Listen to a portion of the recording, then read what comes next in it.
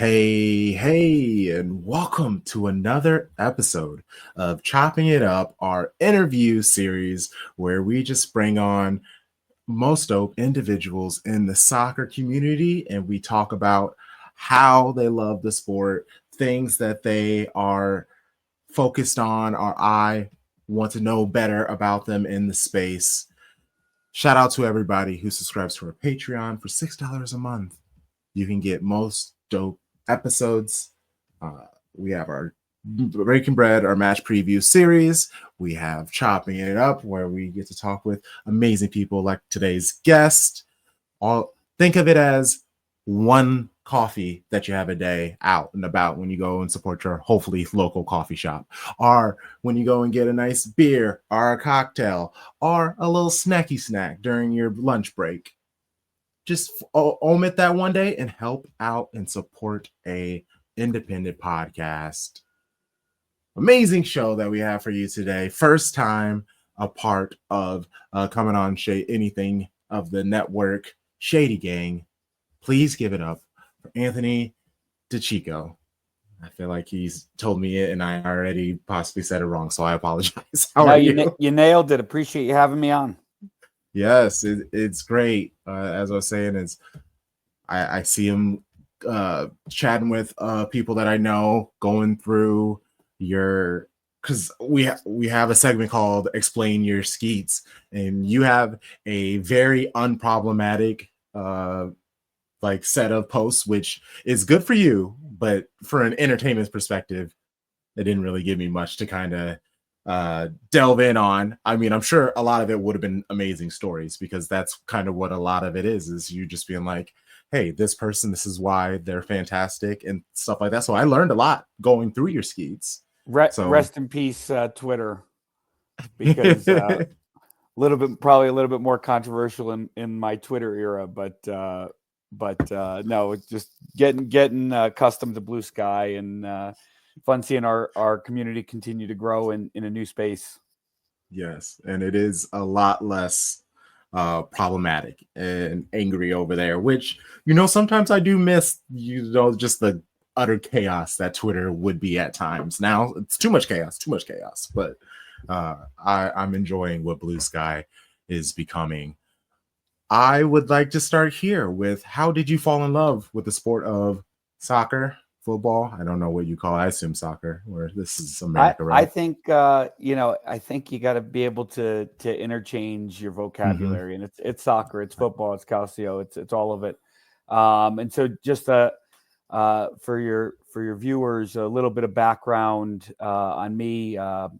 I was born into the game, which of a certain era that's a little bit unique. Obviously, we have multi-generational people in the game now whose parents played or grew up in the game. But, my story was that I was born the same year that my father made his decision to make soccer his career.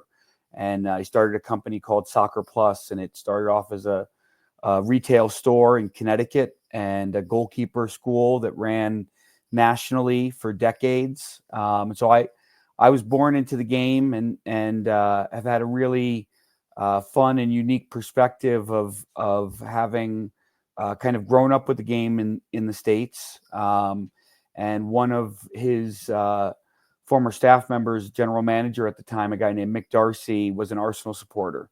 So in the mid 90s, when I was hanging around the shop, Mick had bought his father a VHS player, and he would record match of the day and games in the UK and send them over to us, and we'd watch them on our lunch break. And so in the mid 90s, I became an Arsenal supporter, and have, like I say, experienced the game and seen the game from a lot of different lenses and a lot of perspectives over the years. And I currently coach soccer here in Park City, Utah. I coach the boys and the girls high school teams, and I coach with Park City Soccer Club, and I referee here, and I talk the game with anybody who will talk to me about it. I love that. Do you know why he chose goalkeepers to focus on? So the story behind it is he had never played soccer in an organized manner until his sophomore year in high school, and he was a multi-sport athlete. He was a baseball player and a basketball player, and had played freshman football. And the soccer coach, knew him as an athlete and knew that he was pretty good with his hands, and the team needed a goalkeeper. So he went out and started playing goalkeeper for Wethersfield High School in Connecticut, and went on to play collegiately at Springfield College, where he was an All-American goalkeeper, and that led to his professional career. And over time, kind of through the 70s, there wasn't a lot of goalkeeping instruction or guidance, especially domestically. So he took it upon himself to develop a methodology around goalkeeping. And to this day, it still has a significant and tangible impact on how goalkeeping is taught, and goalkeepers who dad passed in 2017, but his impact is still felt. Fallon, who's just been called in with the full national team. I know she's been in a couple other camps, but Fallon is a former Soccer Plus goalkeeper student. Alyssa Nair played for him with the U20 national team and our WPSL team, Soccer Plus Connecticut. So, the soccer community is a tight-knit community, and then the goalkeeping union is its own little subset community within that, and something we've always been really proud of. I have always heard that goalkeepers, they're a special breed. I'll phrase it that way, that they're a special breed. I feel like you would probably be able to, I guess, approve or disapprove that, right? Yeah, it's a kind way of saying it. The less kind way is that goalkeepers have to be a little bit nuts or a little bit crazy, which is also true. You have to have a willingness and a commitment to putting your body on the line for the team, to taking responsibility. Obviously, a player makes a mistake anywhere else on the field, it's a mistake, but a goalkeeper makes a mistake, and everybody immediately sees it. So it's I don't think that it should be a big surprise that a lot of goalkeepers have gone into managing, and goalkeepers have played a big role in all kinds of aspects of the game, both domestically and globally. Okay. Yeah, that was great. This is such a good start. Okay. As you spoke, you're raised in the sport of football, and at being the son of Tony DiCicco, that time you got it wrong. DiCicco. I knew it. DiCicco. You're shooting 50%. You're good. Hey, now I just got to say it about 4 more times to get that average up. But to be able to experience the U.S. women's national team squad and be growing up, did you feel that you were kind of seeing the birth of the U.S. women's football renaissance? Like I said, growing up in the game in the late 80s, early 90s, you could sense that this was not soccer's first explosive moment in the U.S. The NASL was a huge boon during the late 60s and 70s, and global superstars coming. The Athletics writer Pablo Maurer does a fantastic job of diving into the history of the game and celebrating our history.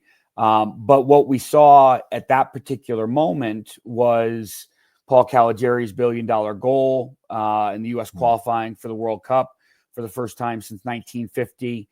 1990. So we go to the World Cup in 1990 in Italy. 1991 is the first Women's World Cup. My father was the goalkeeper coach and assistant coach on that team, and the U.S. won, and almost nobody knew about it or cared. There was no fanfare when the team came home. And then in 1994, the coach that he worked under, Anthony Dorrance, steps down, and my father becomes the head coach of the national team leading into the 1995 World Cup and the 96 Olympics. And so the women's national team at that point was ahead of the world, but also dramatically underappreciated in what they were trying to endeavor. They were trying to be the very best at the world in what they did, without the support and backing that professional athletes should expect. And things started to shift at that point. So in 1995, the team goes into residency in Florida, and because there's no pro league until 2001. So the team goes into residency in Florida, and our family moved down to Florida with them.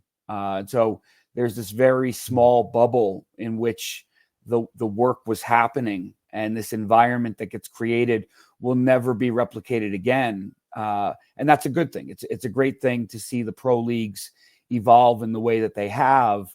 But it also makes for a really special microcosm within the history of the game, where you're bringing together the very best that our nation had to offer, and going to work together every day, living together, celebrating birthdays and watching games and doing all of the things in this residency. So, I was a teenager at that point, and it was a really special thing to get to see and get to experience. And it leads to the U.S. winning the Olympics, the first time women's soccer is an Olympic sport in 1996, which ultimately leads to this seminal moment when the 1999 World Cup is hosted here in the U.S. And my father coached that team, and Brandy Chastain scores the winning penalty kick, and the entire nation erupts.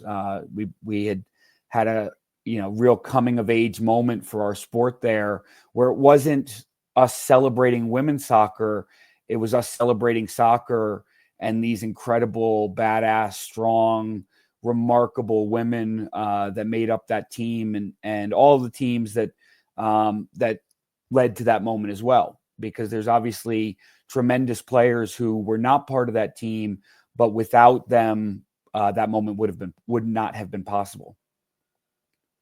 Wow. Oh, got a little chills a little bit. Being able to watch the game continue to grow in the US, and they've had their struggles, their ups and downs. What do you think? Is there like a next step that needs to happen for the game to grow even more? Is it heading the right direction? Is there something possibly the leagues need to do? Is it more on the fan base? I guess what are your thoughts on how the women's game can grow and even more? Yeah, so a little bit more about kind of my personal experiences. I was part of the launch of the first women's professional league, the WSA, in 2000 and 2001. And my father, after leaving the national team, was the commissioner of that league. And that league lasted for 3 years before disbanding. And so we've had ups and downs, and we've had struggles, and we've had moments when our national team has, reclaimed that mantle as the best in the world. And we've had moments where we are not. And so I think the first thing that from both my parents, but, is deeply ingrained in me is an optimism. You always have to believe that our best days are ahead of us, because the second you stop believing that, you lose the ambition to pursue, new peaks and new challenges and really what's possible. So, I don't think that the national team program has ever lost that ambition, but I do think there have been substantial stretches over the last 4 decades where we've lost our way and had to rediscover it. And I think that, if you ask Emma Hayes and her staff, winning the Olympics last year was wonderful, and also a little bit ahead of schedule in terms of what their expectations were for this latest kind of resurgence. So, a nice capstone for a number of players who will be ending their national team careers or have ended their national team careers. and also kind of the foundation of what we hope will come next, and the possibilities that exist for a younger crop, the next generation, however you want to look at it, because winning is hard. I think one of the things that people took for granted after the 99ers was that, oh, the U.S. is just the best. We're the best athletes. We got the best facilities. We're supported. Winning is easy. And I think that 16-year drought that we went through leading into 2015 really underscored winning is hard. And even harder than that is sustaining excellence at the very pinnacle. So one of the things that my father and his staff did during their tenure was they wrote a plan called Project Gold. And I won't go too deeply into it, but the premise behind it was win now and win forever. And so an incredibly ambitious, mission statement for our women's national team program, but also one that I think Emma Hayes and her staff embody as well. It is about laying a foundation for us to be competitive in every event at every level in perpetuity. And so, I'm optimistic about where we can go from here, but there is obviously a lot of transition underway, and it's not, the loss to Japan last month underscores just, it is hard, and it's going to take time, and experience is required to get to where we want to go.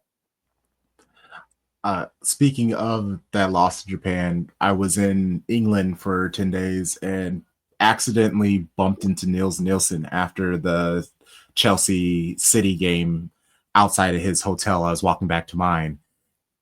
And even he was happy that they won the gold, but he was still like, hey, there's still a lot of growth to grow. He said a couple of specifics where he thinks the team could do better at. And that kind of underlines even what you're saying. You kind of always obviously go to win, but you need to be forward thinking enough to where can we be better? Where can we grow? You have to always be thinking. And it isn't going to be as easy anymore. The game has grown. We've had so many countries where the men's football